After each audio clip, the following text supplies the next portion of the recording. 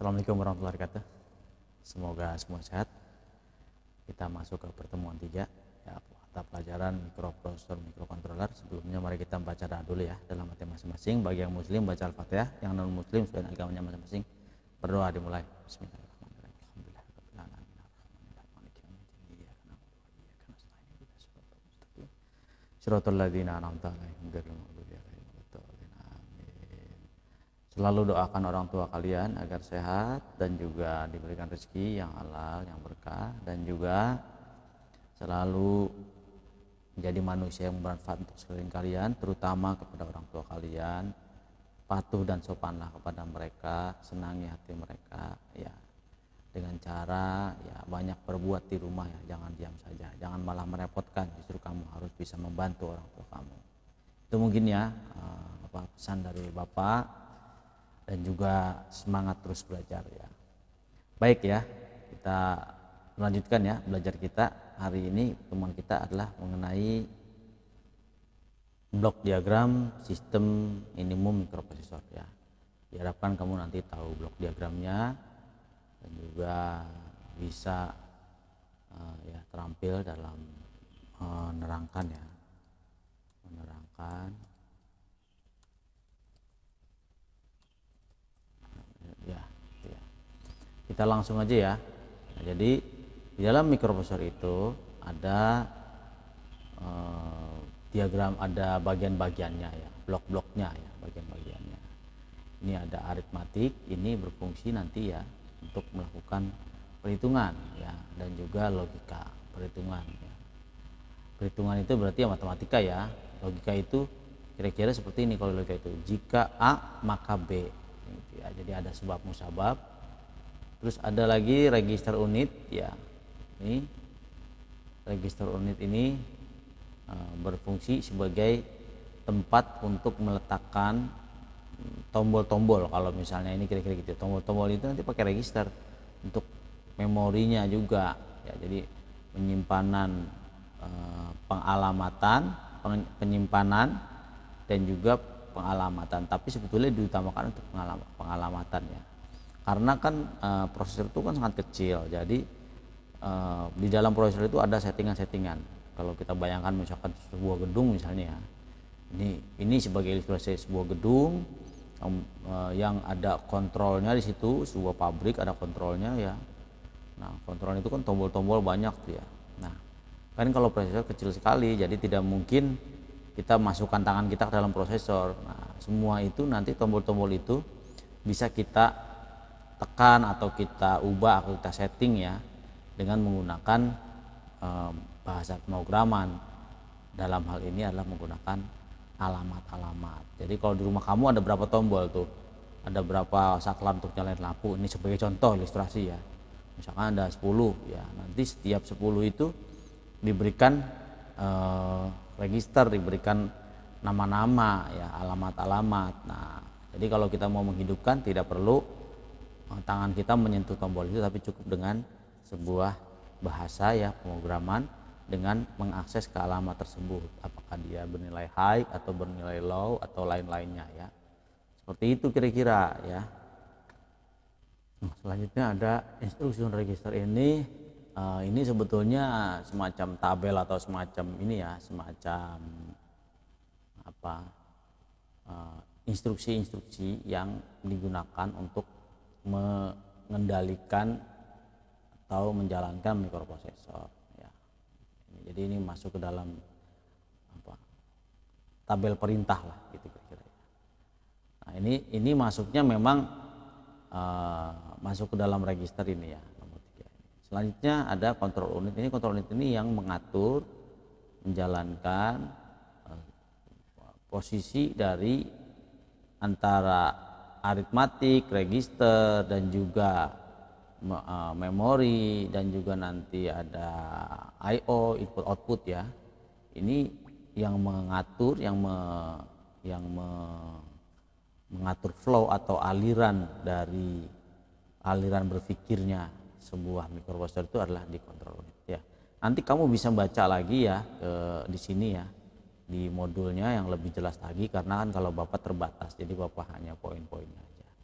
Kira-kira secara garis besar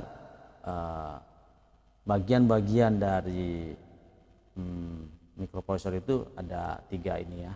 Itu ada arithmetic logic unit, ada register, ada control unit. Ini yang paling penting, di mana instruction register ini ya masuknya di register unit ya.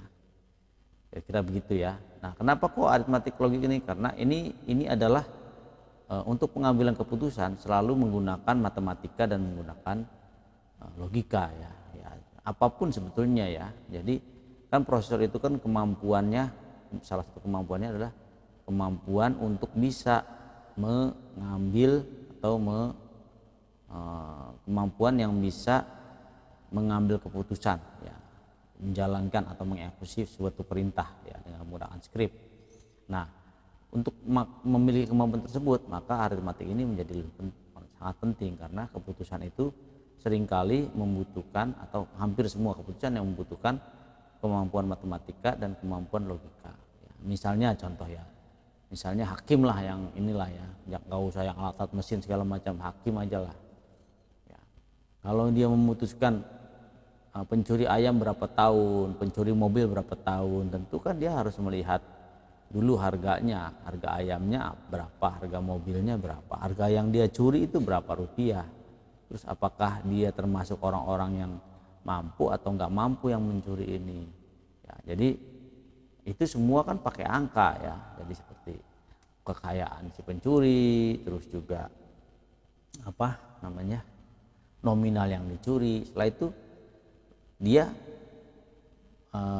keputusannya akan membutuhkan angka. Nah, kemudian untuk memberikan keputusan itu ada yang apa bulanan, apa tahunan hukumannya ya.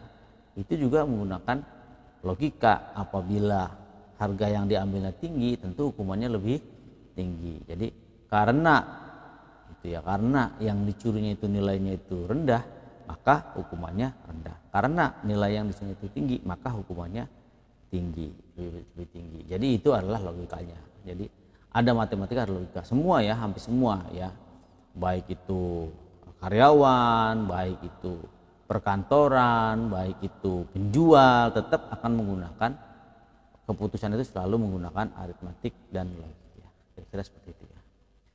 Nah itu ya bagian-bagiannya ya, yang perlu kamu pahami dan ketahui ya. Nah, ini sudah Bapak jelaskan, berarti ini ya aritmatik, register. Nanti kamu baca lagi ya, baca lagi lebih bagus ya, lebih paham ya. Ini kira-kira di dalam di dalam pengaturannya ya. Nah ini sebuah mikroprosesor itu tidak bisa bekerja sendiri ya. Ini mikroprosesornya nih yang tadi ini ya. Ini yang tadi ini ya. Di dalamnya sudah ada ALU, RU dan CU ya. Jadi ini di dalam sini sudah ada ALU, RU dan CU nih ya. Nah, dia tidak bisa bekerja secara sendirian, dia harus dibantu dengan apa? Dengan memori ya. Jadi kalau misalkan tadi kan prosesor itu adalah komponen ya, komponen yang memiliki kemampuan untuk menjalankan script program ya, dia bekerja berdasarkan script program. Nah, script programnya di mana adanya ya? Di memori ini ya. Jadi memori ini kita letakkan script program, nanti dia akan mengakses ya. Setelah itu pasti ada apa? Ya pasti ada input output ya. Karena kan mikroprosesor ini kan pada prinsipnya seperti komputer ya. Dia atau robotik ya misalnya gitu ya. Kalau kamu sebetulnya arahnya lebih kepada robotik nantinya ya. Jadi dia akan membutuhkan port atau hubungan ke luar dia ya. Misalnya contoh komputer lah ya. Kan ada prosesor, ada layar monitor, berarti itu output, dan ada mouse, ada keyboard, itu input. Nah, ini semua harus diterima oleh prosesor untuk bisa diproses, untuk bisa dikerjakan di sini ya. Itu makanya kenapa penting ya, dari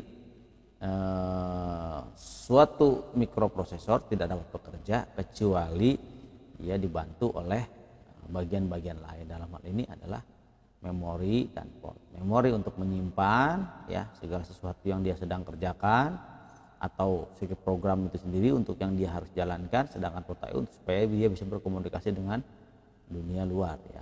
Itu ya. Jadi nanti kamu baca lagi secara garis besarnya ya.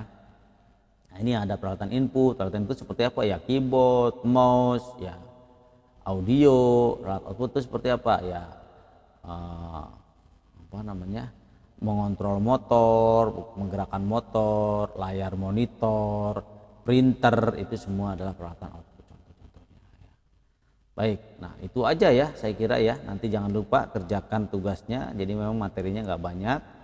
Yang penting kamu bisa melaksanakan tugas sebaik-baiknya ya. Jangan lupa aktif dalam diskusi, kerjakan tugas-tugasnya ya. Bapak tutup ya, semoga bermanfaat. Billahi taufiq wal hidayah. Assalamualaikum warahmatullahi wabarakatuh. Semangat terus.